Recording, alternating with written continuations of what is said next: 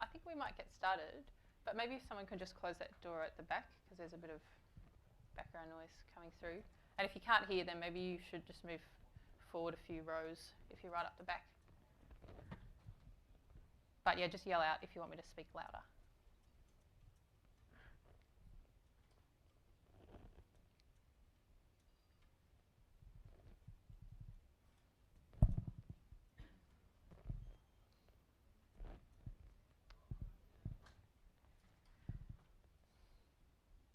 Right, well, my name's Erica Bramham, and I am a web developer. I sort of was formerly a site builder, but now I do a little bit of PHP. So, but this talk is totally about building websites with no custom code. So it can be done, and Drupal makes it fairly easy. It's just a little bit hard to get past the first initial steps. So I reckon we'll just get started. So there is some important background information, but I'm going to skip it for the presentation because you can read it at home. And I think I want to get stuck into just actually building something to show you that it is actually pretty easy to build a functional website without any custom code. So the slides will be online and you can read them at your leisure. I guess the topics, maybe I'll just quickly go through them. So introduction to Drupal. What do you need to install Drupal locally? What do you need to install it on an external server? The terminology and jargon. So maybe actually if I use a word that you don't understand, just put your hand up and ask, and I will explain it. So because there's some words that are Drupal specific that you may need a bit of help actually working out what they mean. The Drupal file structure, and then some information about modules and themes, the cache, administering your Drupal site, and I've just got a big list of recommended contributed modules, which are the ones that I use in my site building every day. So let's go to part 2, and this is our site building.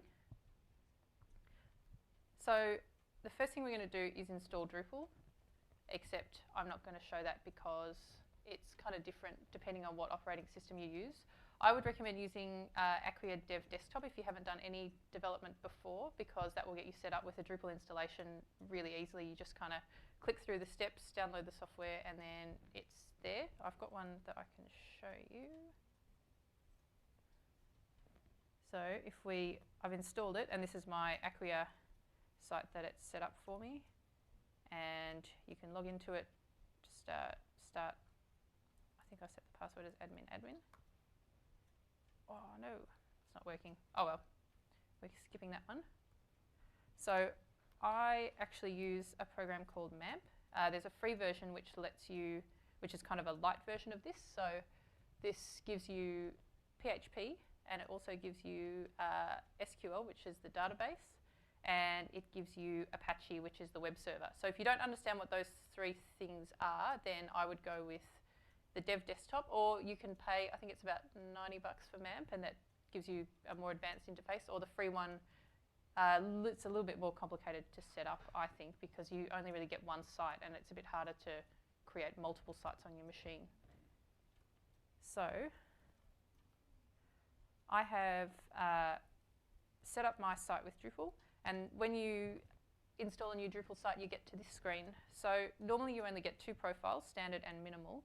I've got this one here called DC Sid, which has got just a couple of little helper things that I've put together for this presentation.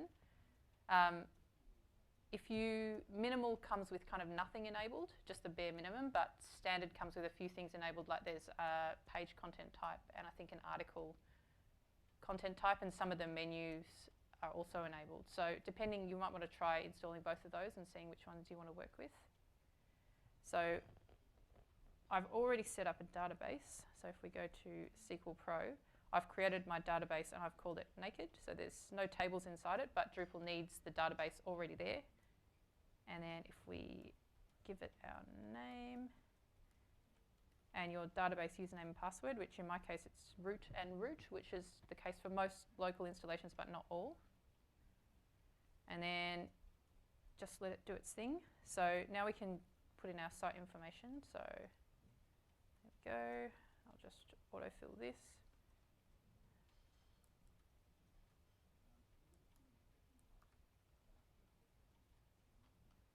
And I might just turn off these notifications because I don't want my computer to notify me if there's stuff out of date for this test site. So that's it. Drupal is installed. That was pretty quick and easy, but it may not be so quick and easy when you're trying to do it at home. So I think maybe if you've got a local user group, it'd be a really good chance to have a go at setting it up. And if you get stuck, go along to the user group and then see if you can get a bit of help with someone there, because that's possibly one of the harder bits, is getting it all running on your local computer. So this is my site, and there's kind of nothing there because I've installed it with just the absolute bare minimum enabled. So I'm just going to show you how to download a module from, and I'm going to get a module called admin menu. Just,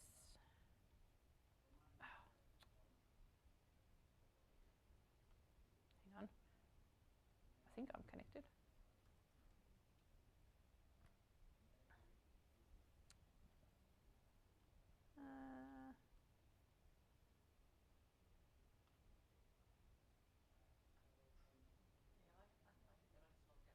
Okay, all right.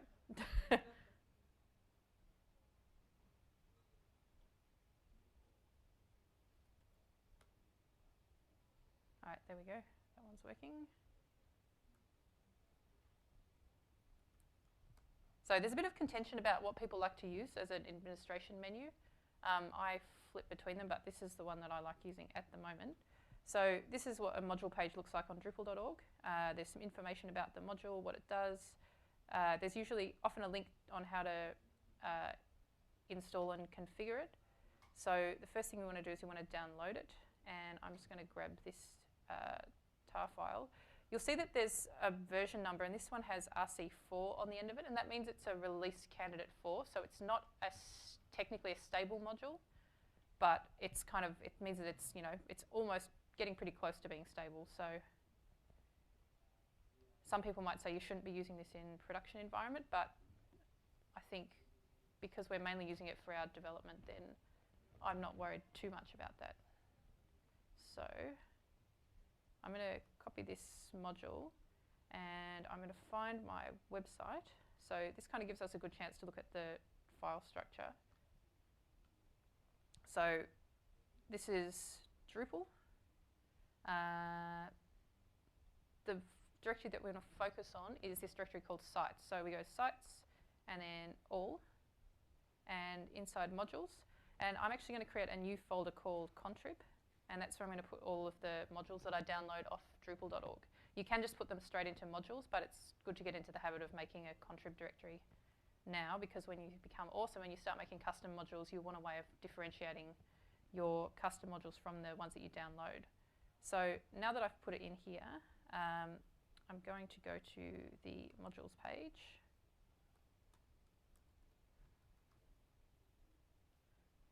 And where are we? I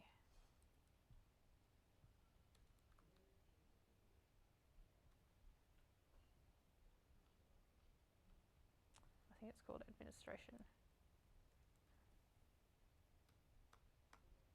There we go. So I'm just going to check this button and press save.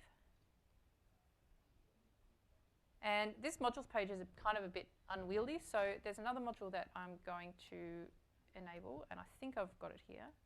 So this is a tool called Drush, and it lets you do things pretty quickly from the command line. This is advanced, so I'm just using it to make this presentation flow a bit faster. You can just continue to download modules and install them the way that we just did. So, okay, so I've downloaded the wrong one. Actually, I think I've already got it in my downloads.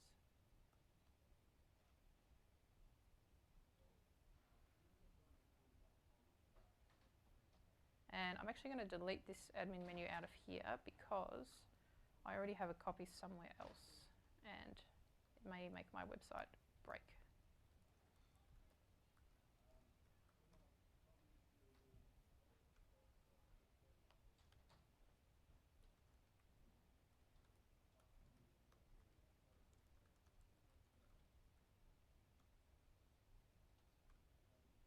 Alrighty. So if I refresh this modules page, you'll see that now it looks much nicer and it's quite easy to find modules that you want. So if I was looking for that administration menu, which is gone again.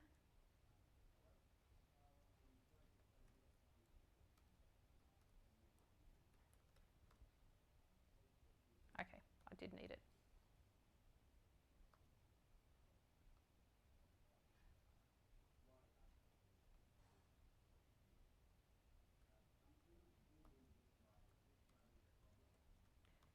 I'm just going to clear the cache because I've moved a few things around, so hopefully I'm not going to get a bunch of nasty errors on my website, but maybe that'd be a good kind of test. And then I can solve it. And there's our administration menu. So what that one's done is it's given us this menu up the top here. There's a couple of other menu options. So if you're not too convinced by this one, I'd recommend having a look around and seeing, finding one that you like. I think there's a module called admin, and then there's also the default Drupal toolbar, which comes with Drupal 7. So now that we've done that, we're going to, we want to be able to make pages on our website. So the first thing we're going to do is we're going to create a page content type. Now, if you install the standard profile, you already get a page content type. So this is kind of more of an exercise in how to do things, because I think if we start really simple and then build up, so we're going to go add content type, and we're just going to call this a simple page. And you can put some help instructions for your users. So it's often a good idea. I usually do this at the end, but it's usually a good idea to put some instructions because often users, they may not know what a page does. So for example, this is for pages like an about, us page. And our title field label, we'll keep it to be called title, and then optional preview before submitting. You can set it so that the node is unpublished by default, and then you have to manually publish it, but we're just going to leave everything as default. And this promoted to front page. So the default Drupal front page is kind of a list of all the nodes on your website that have been promoted to the front page. We're going to change that in a little bit, so I'm just going to leave this flag here. And then we'll keep this one on there for now, because we're also going to change that later, some way, other way. Now, our page is okay, but I think I want to add a file attachment field to the page because users might want to put some file attachments on their field. So I need to enable a couple of modules. So perhaps I'll just go through these slides and get up to the place we're up to. So we're going to want some modules called field, field UI, and file. I think field's already enabled by default, but these UI modules are kind of like, it stands for user interface. So you can't actually do any administration on your website unless you've got the UI modules enabled, but you can disable them again on your production website when you're all ready to go live. You can turn all those off. So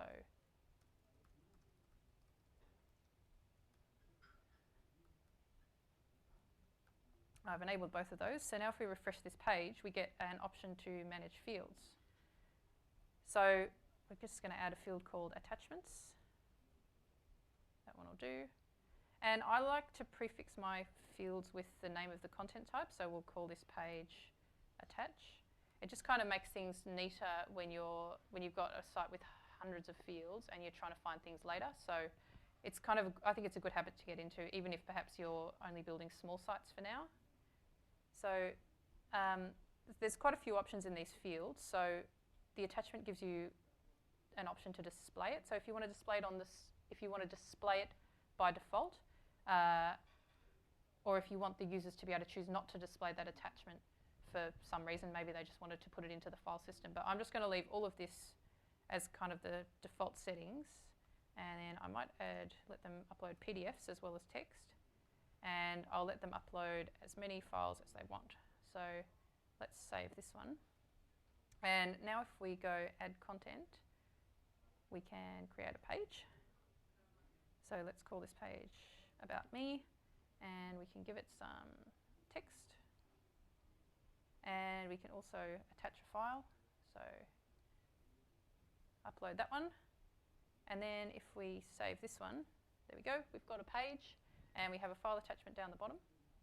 But this is kind of not fantastic because maybe the user wants to put some links in their page, maybe they want to make some text bold.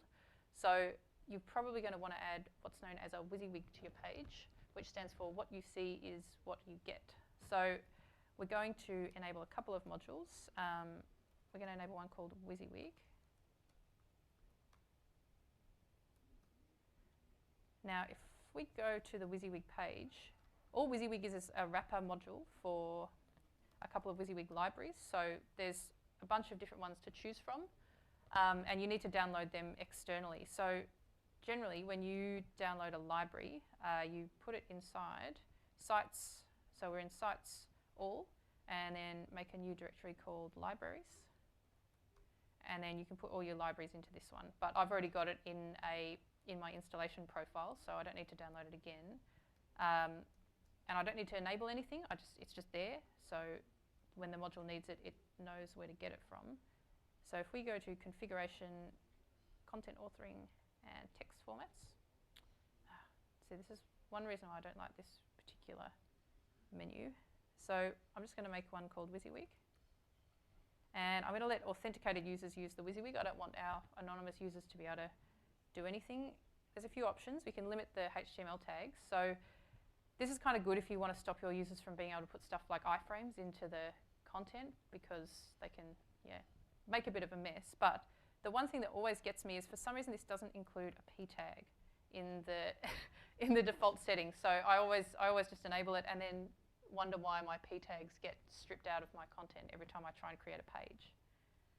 So save this one, and then we're going to set this text format up to use the WYSIWYG. So you'll see, because I've got that CK editor library there, that becomes an option. You can install as many libraries as you want. So maybe you've got some users that prefer to use a different editor. So you can have TinyMC as another popular one. So you can let them choose which text format they want to use. So save this one. And there's a whole heap of buttons that we can add. So I might just give them bold, italic, and underline for now. So if we add a new page, you'll see that we've got our buttons up here. So we can maybe chuck a sentence in there, and we can make the first word bold if we want to. And I'm actually going to call this page home, because I don't really like the default front page of the Drupal website at the moment, because it's just kind of a big list of our content and not very useful. So one hard thing for beginners is to work out how to change that, because it's in a kind of an obscure place. So we go to configuration, system, site information, and then we put in the node address of our page. So I know that it's the second node I created, so it's going to be node 2. And now if we go home, here's our home page that we created. So this is also kind of a bit of a crap front page, because you might want to have some blocks and stuff. I would really recommend you go to the panels presentation that Jen Lampton is doing, because panels is really awesome for doing things like laying out your front pages with nice little blocks. And I'm not going to cover panels at all in this, because I think it deserves its own full presentation. I think that one's tomorrow. So we've got our pages. That's all good. I'm just going to enable a feature which has got a little bit of stuff, so we don't have to keep recreating things. So the next thing my website wants is an events feature. So we're going to, I've already partly created this events content type with some fields. A title and a body is not very useful for events, so I'm going to add a date field to start with. So I'm going to enable date module. And I'm also going to enable date pop-up, which gives us a calendar. And if we refresh this page, then we get a date, and we're going to choose our pop-up calendar.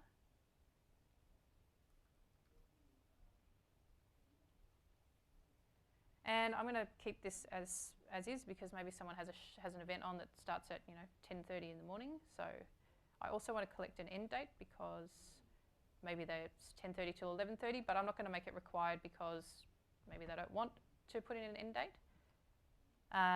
Just going to leave all of this as it is, and save that.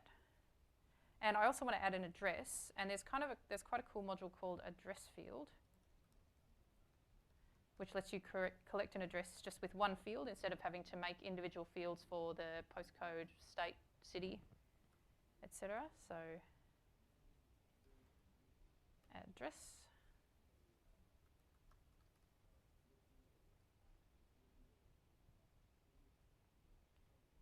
And it says postal address, but you can use it for street addresses as well.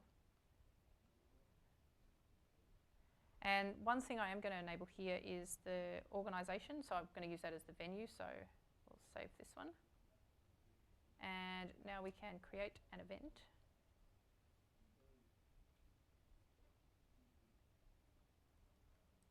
There we go, album world premiere.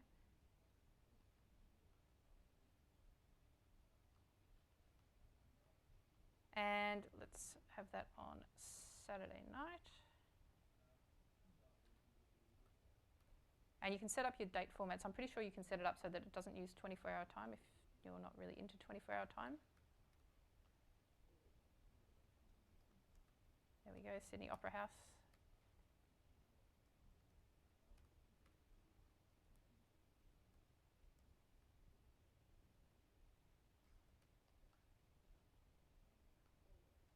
And we have our event here. So as it is, this event's not very useful as a single event. We probably want to have an events page that's going to show our users all of the upcoming events. So to do that, we use a module called views. So this is probably one of the most important modules that you will learn how to use. So I'm enabling views and views UI. I'm also going to enable a module called date views, which just gives us more control over date fields within views, because by default you can't do things like saying I only want to show things with a date from now onwards. So now that we've enabled those, we're going to add a new view and we'll call it events. And we're going to show content of type event sorted by newest first. And then we're going to create a page, and I think we'll give it a menu link too in the main menu. And we won't worry about a block. So currently it's only showing one event, so I think we might generate some content. So there's a useful module called devel, and that comes with a module called devel generate. So I'm going to enable that one.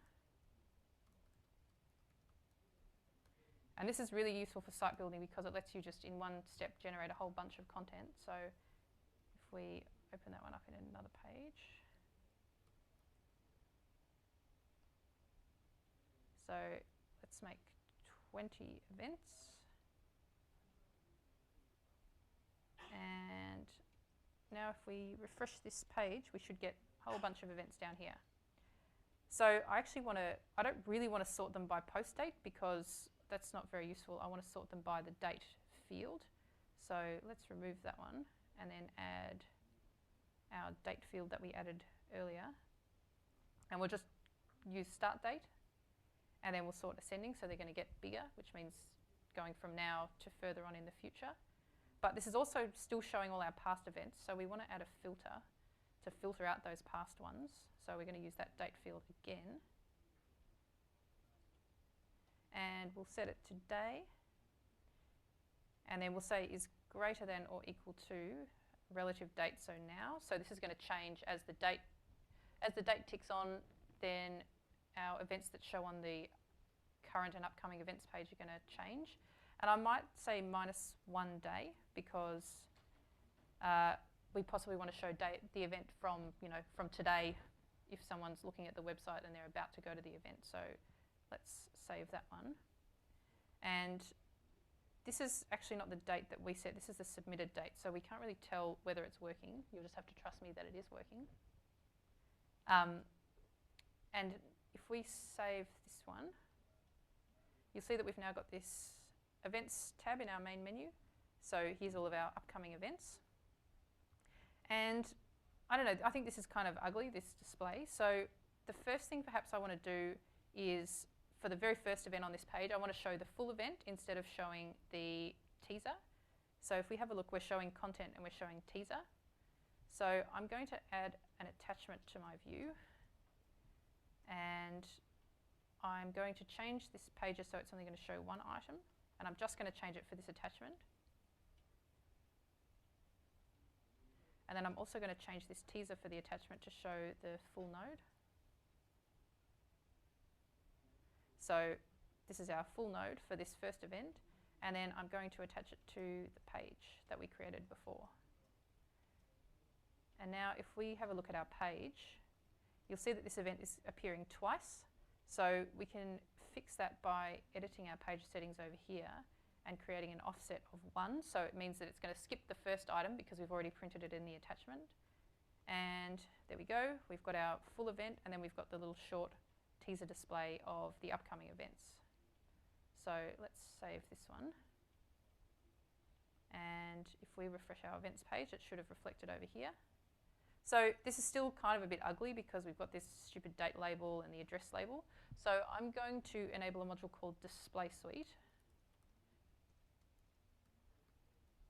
And this is another really awesome module for taking control of how your nodes look when presented in different contexts. So for example, here we've got a teaser display mode, and then we've got a full node display mode here. And we want to you can control them with the default Drupal stuff, but Display Suite gives you heaps more control over what they look like. So if we refresh this, we should get a Display Suite link. So I'm going to manage the display of our events. And I'm just going to do the default one to start with. So this will be kind of for our full node. So I'm going to go with 2 columns stacked, I think. So this is, we get regions to put stuff in our node, and save that one. And I think maybe if we put the body in the right, and then the date and the address in the left, and then we'll put the title up in the header. So that looks a little bit better, but we probably want to turn off the labels so we can hide those labels on those fields.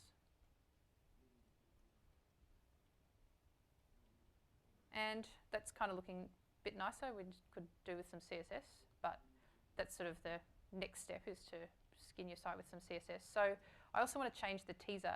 So if I switch over to my teaser here, I might just go with a 1-column layout.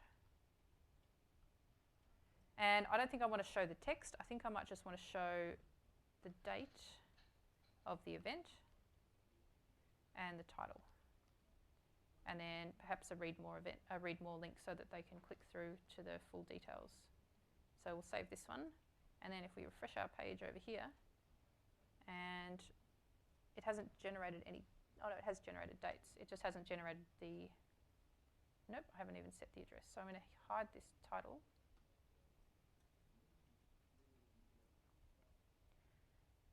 There we go. So already we're kind of getting there with our events page. To take this a step further, you might want to install one of the calendar modules and have an events calendar to kind of second step. And yeah, a bit of CSS would probably make this look pretty presentable as an events page. So now I'm going to add a past events page so that users can see all of the awesome past events that we've held on our website. So go back to my view, and I'm going to add another page. And I'm actually going to change this display here. This is just an administration name, so it just kind of makes it a bit easier when if you've got a view with a whole lot of displays to see what's going on. And I'm going to update this page so that it's not skipping one anymore, because I just want to show the teasers for my events. And let's update this date to be less than or equal to now. And I'm also going to enable the menu module.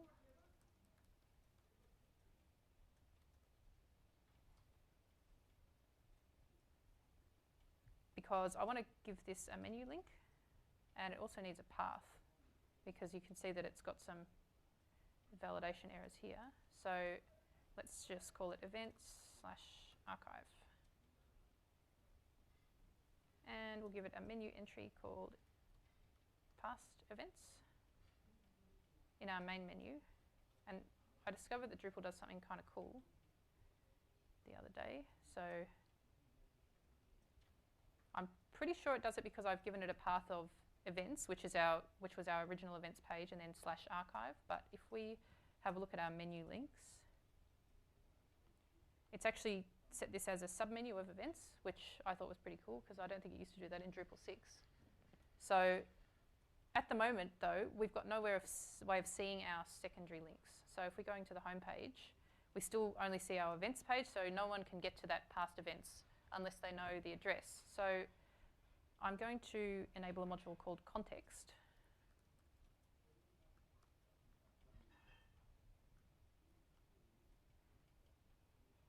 And I need the UI module as well.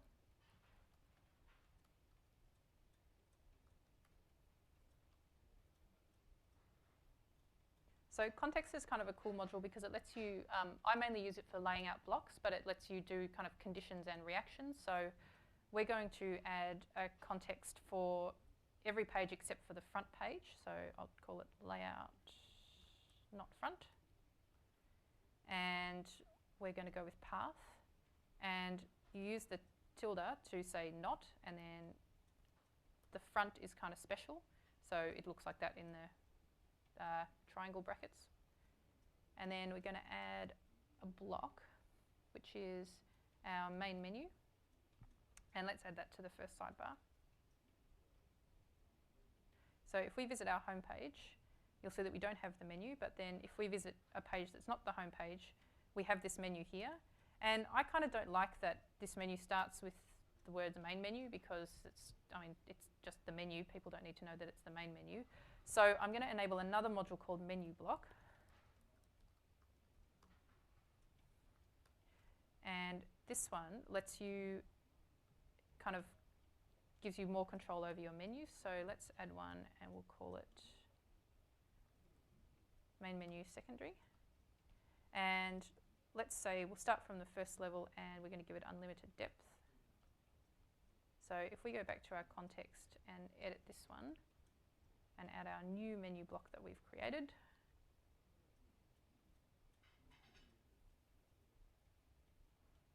Oh, except I think I want to put it where the other one is.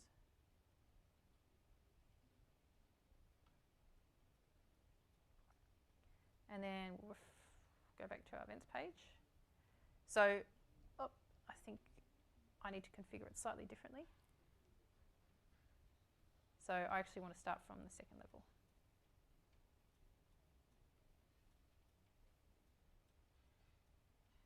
Yeah, that's better. So now we've got our events, which is kind of the section that we're in at the moment, and then we go through, we can get to our past events page that we created before. So we can get rid of that other menu from our context. So there's a few reactions that you can use with context. You can do some stuff with breadcrumbs. You can turn on and off theme regions, and there's some contrib modules that let you add extra reactions and conditions as well. So for now, I'm just going to delete this main menu that I don't want. So I think our events is pretty much done. And I'm going to now, we're going to go create a blog section or a news section. So I've already done some of the hard work. So for this, I'm using a module called features. And this is another one that I use like every day.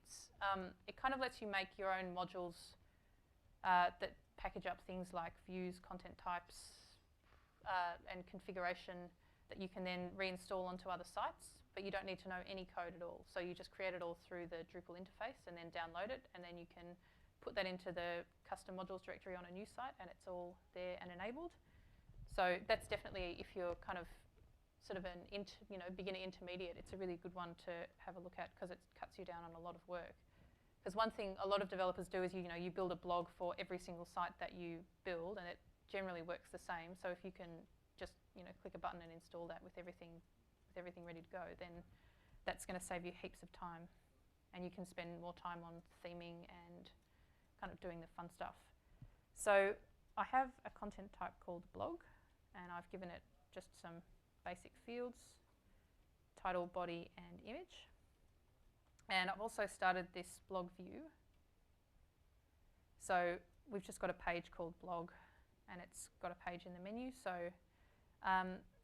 we actually want to add some tags to our blog, so we're going to use the Drupal module called taxonomy for that.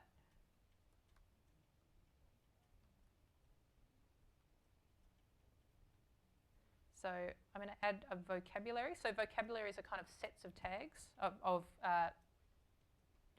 sets of terms. So this one is going to be called tags. So I could have another taxonomy called colors, which holds all of my color terms, but we're just going to keep this one generic. So generally you use taxonomy for classifying stuff. Anytime you want to classify content into some sort of organized set, then tags is probably a good thing to use. So let's generate some terms.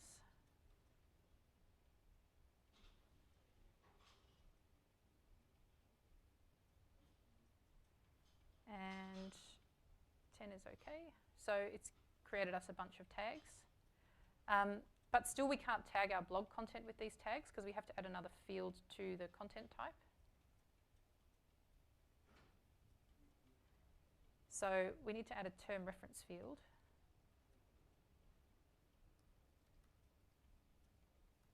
And we're going to go with autocomplete term widget tagging, which means that when the user creates a blog post, they can create new tags on the fly, so they don't need to have been already created into our tags. If you set it as one of the other options, that's a way that you can set the exact tags that the user can choose from, and they can't create any new ones. So save this one, and I'm just going to let them add as many tags as they want. So if we now create a blog post and give it some text, and then a couple of tags.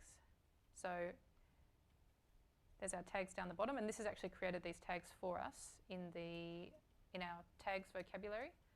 So what I'm going to do now is I'm going to add a display to our view that lets you filter these blog posts by tag. I should say that I think the Drupal blog module does all of this for you, but this is kind of a really good way of getting your head around some of the more advanced view stuff. So we're going to add a page display. And we're going to give it a path, and I'm going to call it blog and then tags. And then I'm going to use this %, which is going to substitute in for whichever tag it is we're looking at the moment. So say we're looking at our tag called music. The URL is going to be blog/tags/music. So under the advanced tab, there's something called contextual filters. And this is where views becomes a little bit complicated. So I'm going to add taxonomy term ID as a contextual filter. And I'm going to also override the title of the page. So let's call it blog posts. And %1 is our argument, so that's going to substitute in the term name. So I think we should probably generate some blog content so that we've got some stuff to work with. So let's do that over here.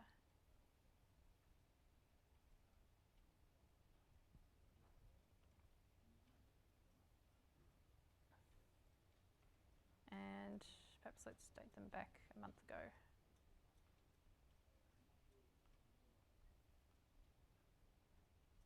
So currently this is showing all of our blog posts, but you've got this contextual filters box here where you can update your preview. So if we have a look at our tags taxonomy, and we grab one of these term IDs, so say this one is taxonomy term 7. So if we put 7 in here, and this is now showing our blog posts tagged with PR. So let's save this view. And still, we don't have any way of the users accessing these tags. It's kind of a bit annoying because they can't filter the blog posts by the tags. So we're going to add another display. We're going to add a block. So unlike pages, blocks don't have to have a path. They're just it's a block that you can attach to another page. So what I should have done, possibly, is remove this argument from this page.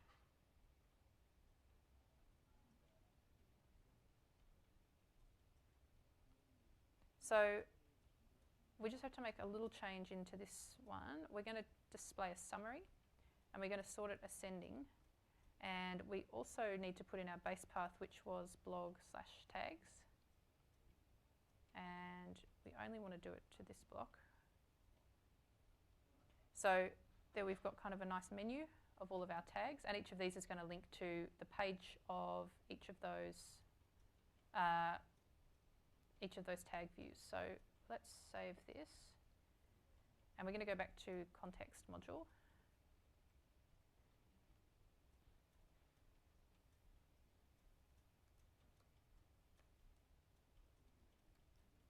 And I think I want this block to show on my entire blog section, so I'm going to add a path, and I'm going to use the path blog and blog/star. So the star is a wildcard, so that means that any path that comes after blog, as well as the root blog, is going to show this block. So then we're going to add our views block.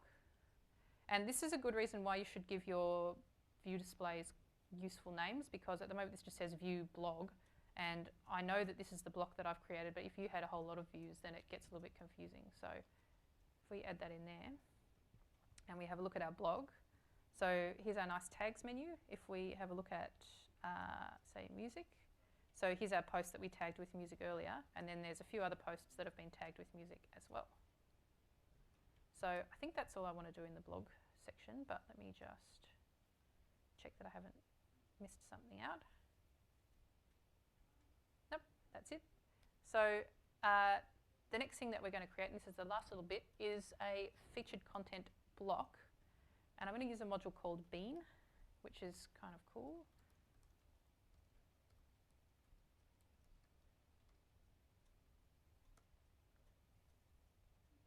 So what Bean lets you do is to create block types. So the same way we've been creating content types, you can create a block type and add fields to it. So if we refresh this, you can do what Bean does with kind of content types, but then your content type is actually going to be a page, whereas we really want ours to be a block. We don't want it to have a page of its own, because, I mean, a block doesn't have to have its own separate page. So we will go to structure, block types, featured content block, and let's give it some fields. And we can't give it fields.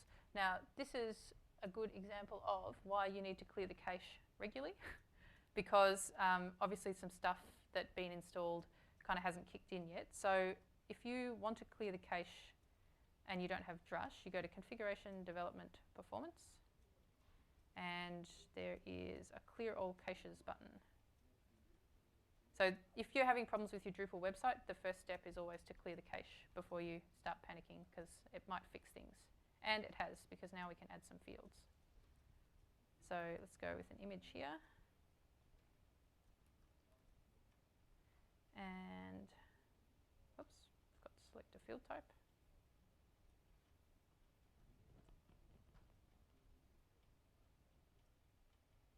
And we just want to let them upload one image. And then if we maybe add a body field too, so they can add a bit of text.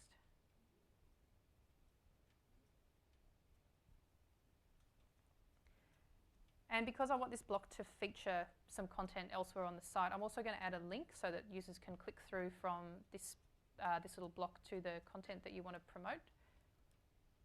So I'm going to enable a module called Entity Reference.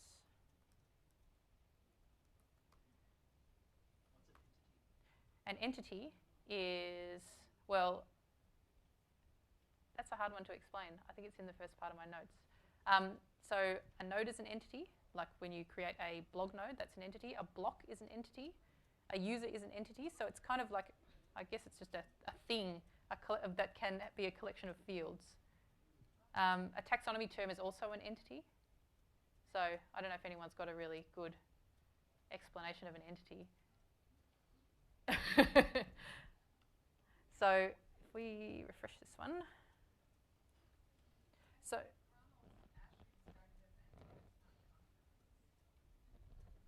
yep, it's kind of, yeah, it's a weird one to explain. So we're going to choose entity reference here, and this is going to let us choose another page on our website. So we're going to be able to, we're just going to let them choose whatever content type they want, and only one value. So if we now add a block,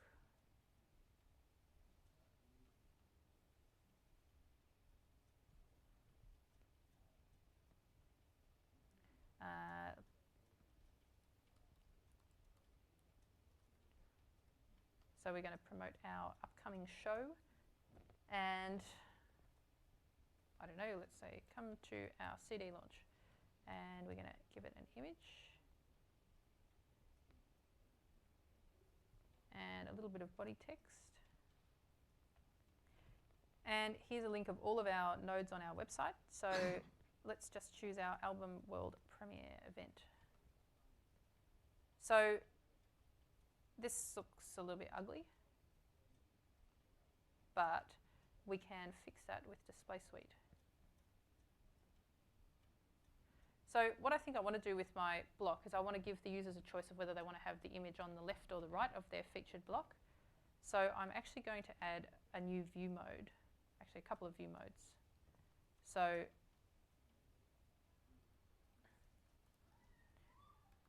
let's call this one featured content image left, and we'll let it apply to Bean.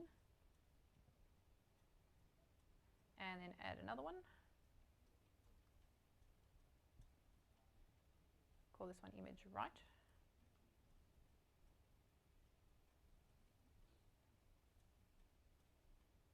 And let's manage the display of our featured content block. And we'll go with a 2-column stacked again. That's one of my favorites. And we'll keep the title in the header. And then we'll go with, so this one, actually, we're just doing the default one. So we'll just kind of go with the image on the left as a default, and then our body and link on the right. And then we want to go to custom display settings, and we want to give custom display settings for our 2 new view modes. So image left is still okay. Oh no, nope. So that's a bit annoying, I have to make it again.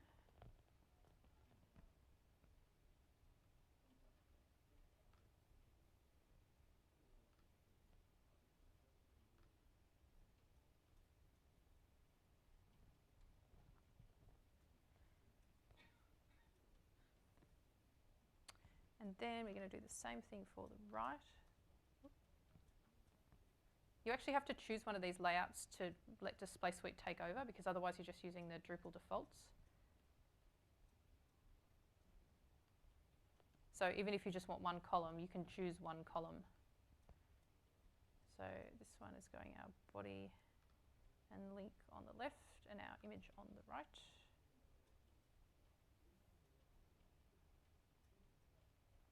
So now I might add a front page context, just so we can put our block onto the front page.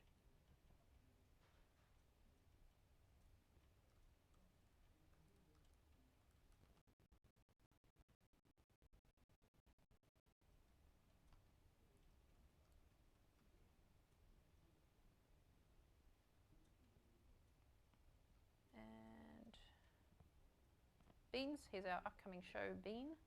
So let's put it into the highlighted content.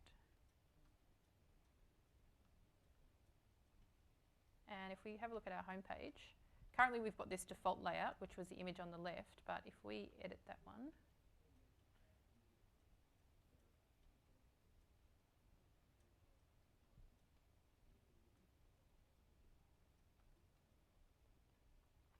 we can choose one of our we can choose our image on the right view mode and save that.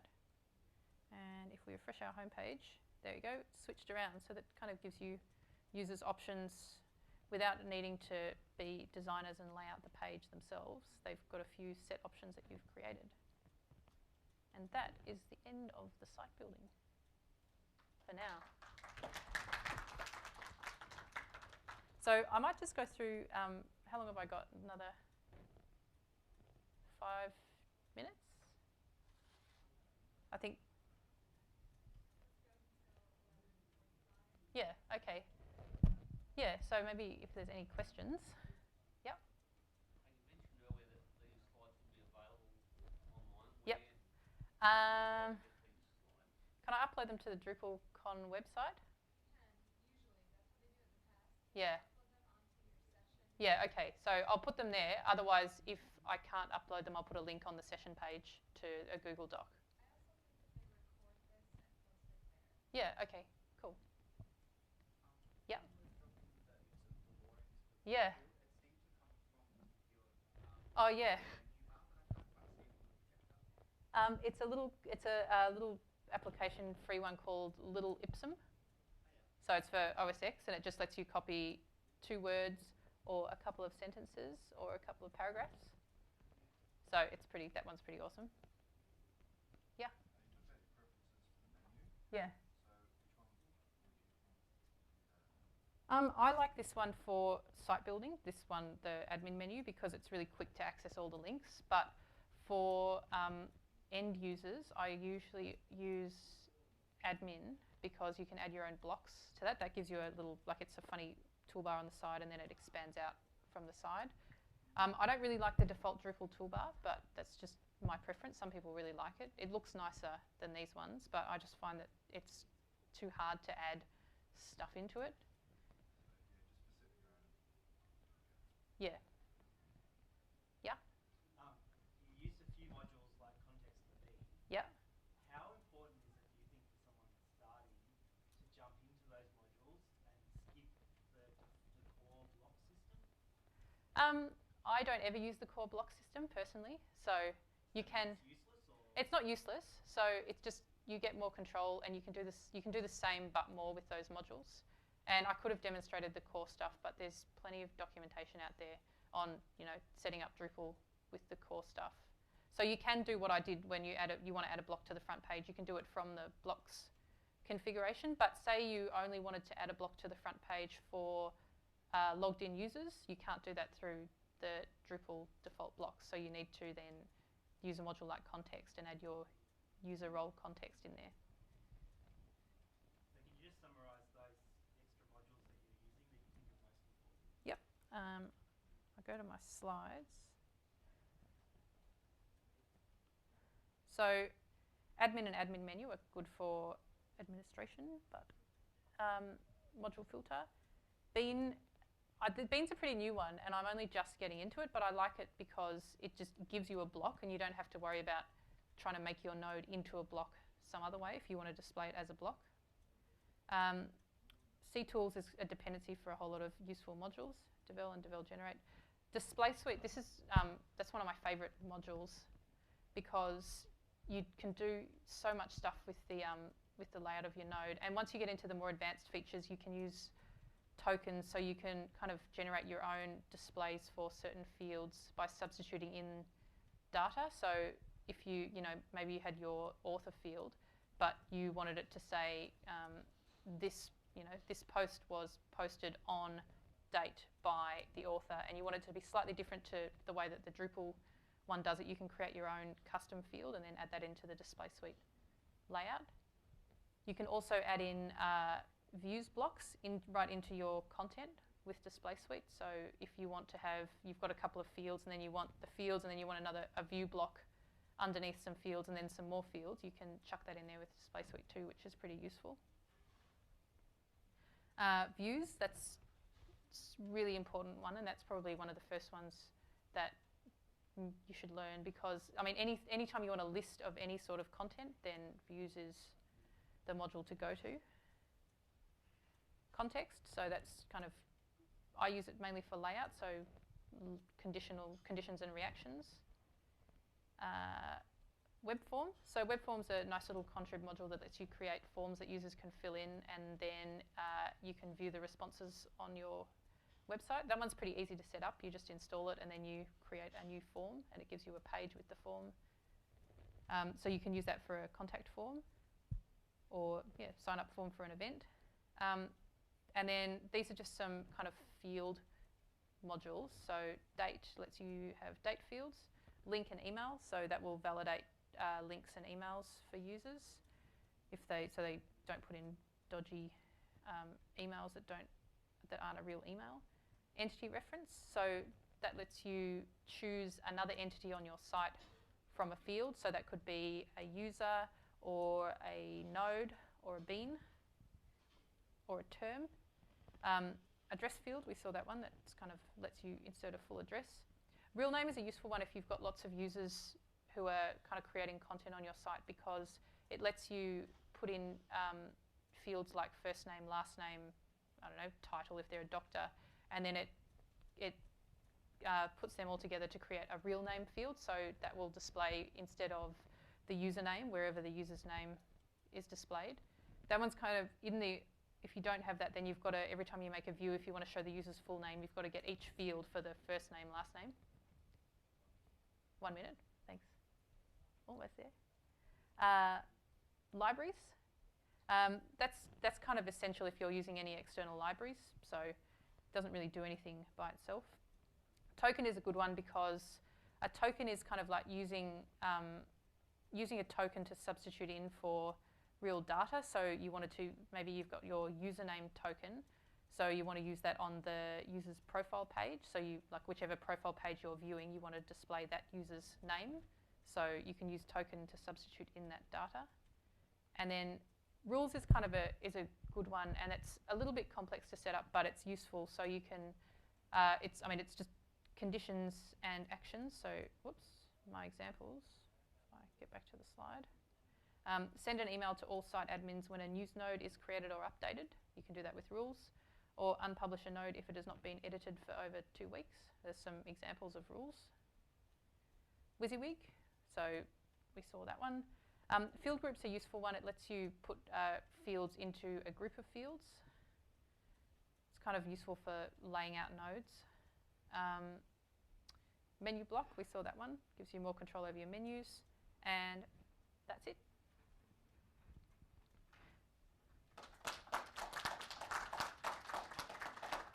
Cool. And I'll just say that there is a part 3 of these slides, which is about getting help. But again, you can read those ones at home.